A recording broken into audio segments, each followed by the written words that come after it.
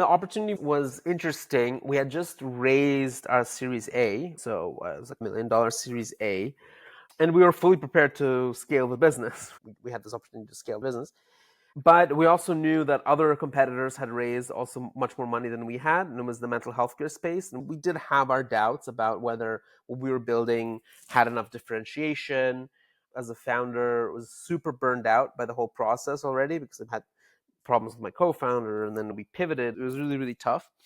And at that time, we were lucky because the venture fund, Valor Capital, which had invested in us, was also an investor in Gympass now. And they said these guys are looking into also the mental health care area.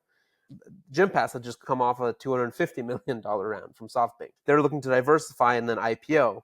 This could be an acquisition. So I was already in the mindset that I was ready to sell. In fact, the last couple of years, I was always trying to talk to people and make it very clear that we were potential acquisition targets. They had money. They wanted to expand to the mental health care space.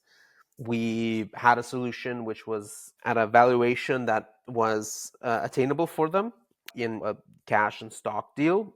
They saw that our solution was more technologically ready than the other solutions, and they had already started to develop teletherapy aspect internally. So it was really a match.